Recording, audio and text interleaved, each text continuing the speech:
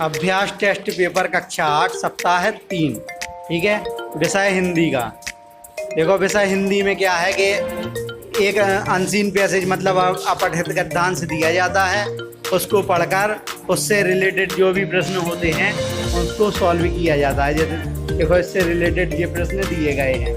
ठीक इसी प्रकार एक और अपठित गद्यांश दिया गया है, उसको पढ़ना है और उसके बाद उससे रिलेटेड कुछ प्रश्न दिए गए हैं, उसको सॉल्व करना है। ठीक है, तो इसमें मान के चलो 15 प्रश्न दिए जाएंगे। तो अब देखो देखते हैं। प्रश्न नंबर 1, नीचे दिए गए अनुच्छेद को पढ़कर प्रत्येक प्रश्न के नीचे दिए गए विकल्पों में से सही विकल्प चुनकर सही उत्तर की तालिका में लिखिए। नीम छोटी चमकदार हरी पत्तियों वाला एक बड़ा सदाबहार वृक्ष होता है। इसका तना सीधा होता है, इसकी छाल कठोर, खुरदरी एवं पपड़ीदार होती है।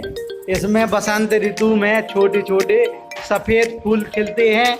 यह वृक्ष कभी भी पत्ती रहित नहीं होना क्योंकि इसकी सभी पत्तियां एक साथ नहीं गिरती। यह पूरे भारत में पाया जाता है। संस्कृत में नीम का नाम अरिष्ट है, जिसका अर्थ है रोगों से मुक्ति देने वाला। इसे चमत्कारी वृक्ष के नाम से भी जाना जाता है।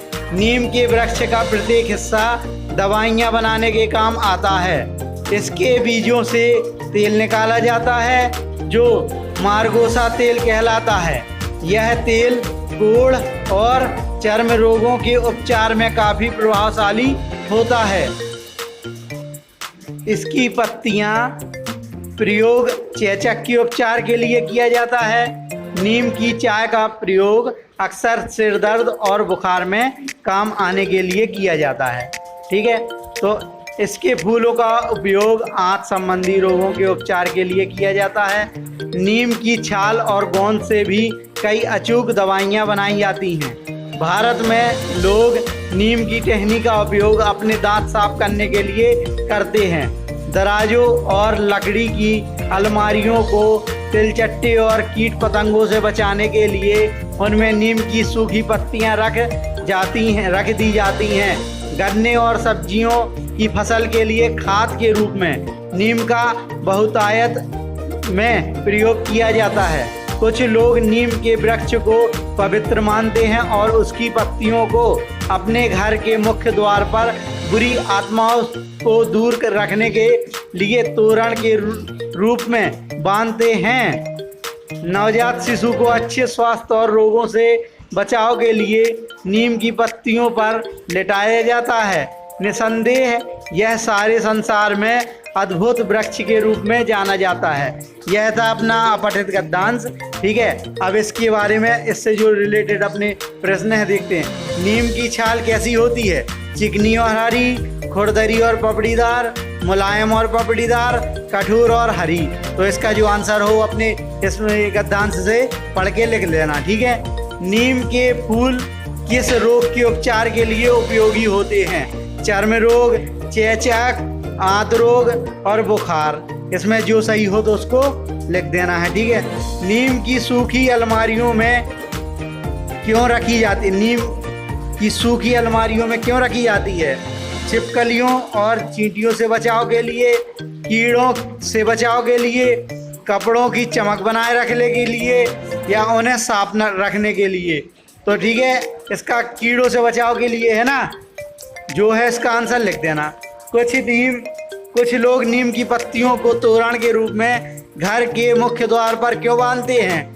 बुरी आत्माओं को दूर रखने के लिए, कीट पतंगों से बचाव के लिए, अपने घरों को सजाने के लिए, रोगों को दूर रखने के लिए। तो इसका आंसर है नंबर ए, बुरी आत्माओं को दूर रखने के लिए।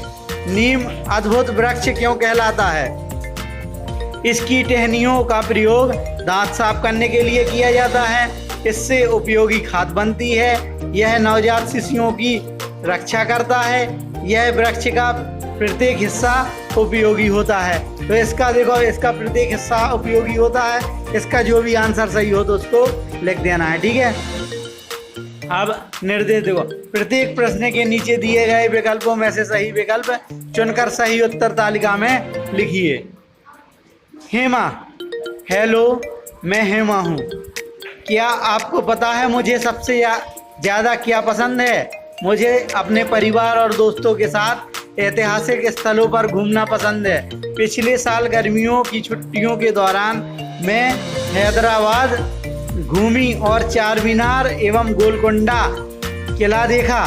इस वर्ष मैं आगरा गई और ताजमहल को देखकर बहुत खुश हुई।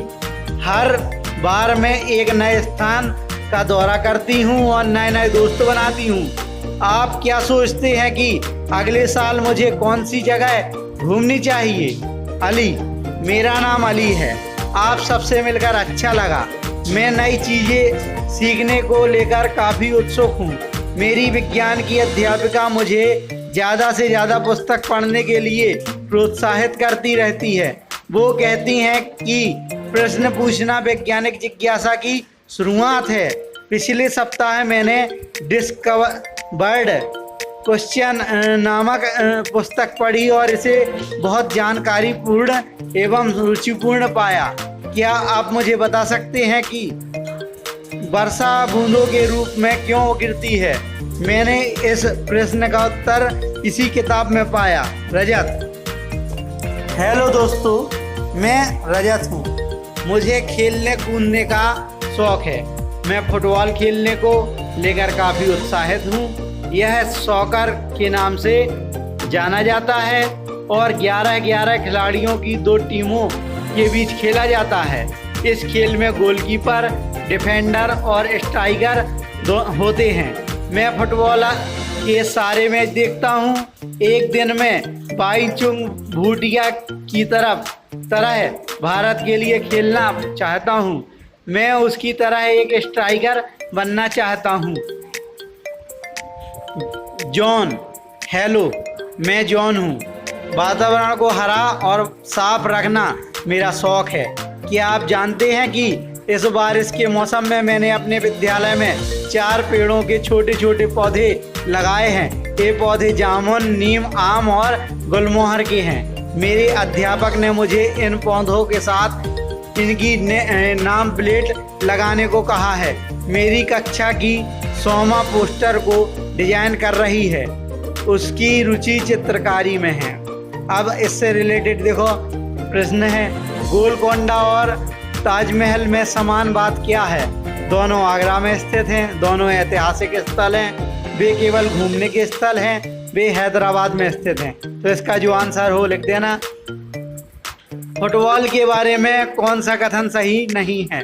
इसे सॉकर भी कहा जाता है। तो हाँ, ये तो कहा जाता है। यह 11 खिलाड़ियों के द्वारा खेला जाता है। ये भी सत्य है। इसे खेलने के लिए 2 टीमों की आवश्यकता होती है। ये भी सत्य है। यह खेल केवल गोलकीपर के लिए है। तो ये गलत है। ठीक है, तो जो सत्य है तो उसको छोड़ देना है और असत्य पर अपन को लगा देना है। तो इसका उत्तर D नंबर सही होगा। छोटे पौधों को कैसे पहचानोगे?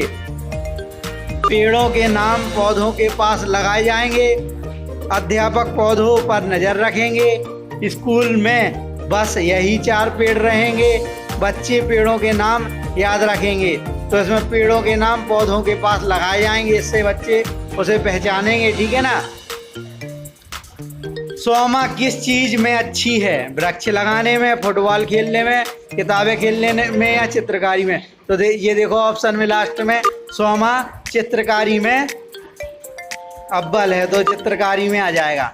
हेमा और अली के कौन से शौक समान हैं?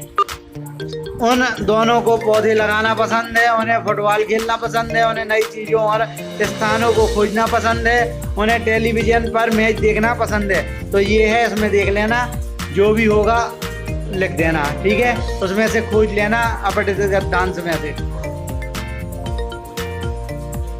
11वें प्रश्न के लिए पोस्टर दिया गया है। उस पोस्टर को ध्यानपूर्वक देखो, फिर उससे रिलेटेड जो प्रश्न है उसके आंसर देना। देखो, इस पोस्टर का टॉपिक है स्वच्छ भारत मिशन। इसका नारा क्या है? जन जन की हो भागीदारी, स्वच्छ और सुंदर रेल हमारी। ठीक है, तो इसमें कूड़ेदान का प्रयोग करें। देखो, एक चित्र बना हुआ है। शौचालय का उपयोग करें, थूकदान का प्रयोग करें, पानी की बचत करें। रेलवे परिसर एवं रेलगाड़ी में गंदगी फैलाने पर 500 तक का जुर्माना हो सकता है। खुद को बदलाव बनिए जो दुनिया में आप देखना चाहते हैं। रेलवे परिसर एवं रेलगाड़ी में गंदगी न फैलाएं। कूड़ा करकट कूड़ादान में ही डालें तथा दूसरों को भी ऐसा करने के लिए प्रेरित करें। ये पूर्वोत्तर रेलवे स्वच्छ भारत स्वस्थ भारत के तहत यह पोस्टर दिया गया है। तो इसमें रिलेटेड प्रश्न नंबर 11 देखो। इस विज्ञापन का मुख्य उद्देश्य क्या है? पानी की बचत करने के लिए प्रेरित करना है, सफाई के लिए प्रेरित करना है, गांधी जी के बारे में बताना है कि लोगों से जुर्माना एकत्रित। तो यह सफाई के लिए प्रेरित करना है कि नहीं है? अब प्रश्न नंबर 12 देखो। खुद को बदलाव देखने के लिए खुद को बदलाव बनिए जो दुनिया में आप देखना चाहते हैं। इस वाक्य का क्या अर्थ है? दुनिया के बदलाव देखने के लिए मेहनत कीजिए। दुनिया में बदलाव की शुरुआत स्वयं से होती है। दुनिया में बदलाव करने से पहले दुनिया देखिए। खुद को देखने से दुनिया बदल जाती है। तो इसका जो आंसर लिखा होगा तो उसमें डाल देना है, ठीक है, सिलेक्ट करके रख देना है। प्रश्न नंबर 13, क्या करने से जुर्माना हो सकता है? कूड़ेदान का प्रयोग करने से, थूकदान का प्रयोग करने से, रेल परिसर में कूड़ा फेंकने से, या पानी का नल बंद करने से। तो इस पे देखो ये तीनों पॉजिटिव बात दी गई हैं और एक सी नंबर का नेगेटिव बात दी गई है। तो रेल परिसर में कूड़ा फेंकने से जुर्माना हो सकता है, ठीक है। प्रश्न नंबर 14, एक लड़की ने अपने पिता से कहा, आप केले के छिलके सीट के नीचे मत डालिए। विज्ञापन की कौन सी बात इस वाक्य पर लागू होती है? कूड़ा कूड़ेदान में ही डालें, थूकदान का प्रयोग करें, शौचालय का उपयोग करें, या पानी का बचत करें। तो इसमें कूड़ा साफ करने के लिए दिया गया है कि नहीं दिया गया? तो कूड़ा कूड़ेदान में ही डालें। स्वच्छ भारत मिशन का उद्देश्य क्या है?